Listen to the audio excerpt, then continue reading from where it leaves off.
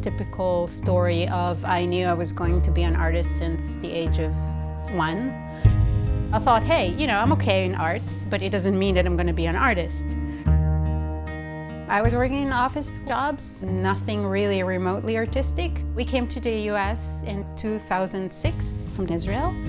What we decided after 2 years of being here under sponsorship was to basically gamble. And I asked for a different visa that is given to people with extraordinary abilities. We just put everything that I have done since high school together and sent it. I'm forever grateful for whoever approved that visa because that opened up a whole new world and I discovered who I am.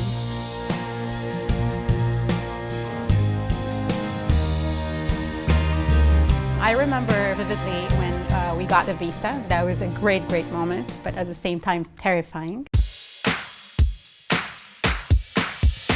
The first year, I offered web design and graphic design and illustrations and also murals, just because I did a few back in Israel.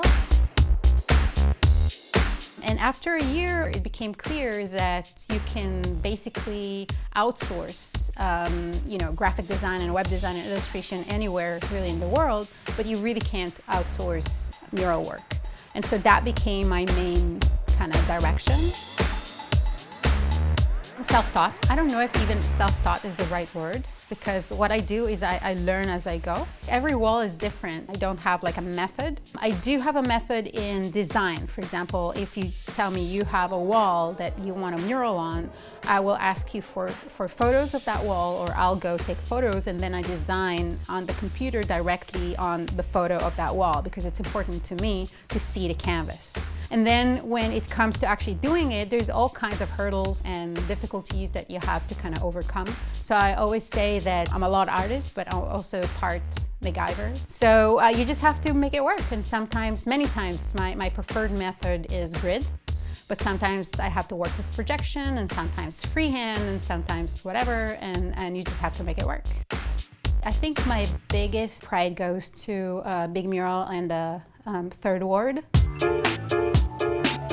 That is 250 foot long, and it's all portraits of people from the community.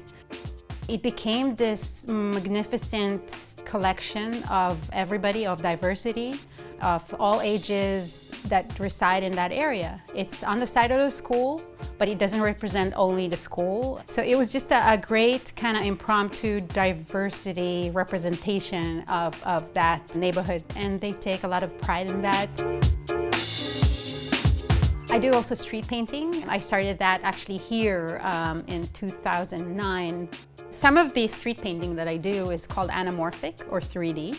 And so in the age of taking pictures, it's classic because really when you're on site, it's a little different experience than actually seeing it in the picture. And people have to be coached how to see it and how to take the picture. But once they do, it's like magic. I had no other choice but to do what I do, and that brought the best of me, It's just so great, and I'm so grateful for this whole world that opened just because we wanted to come here.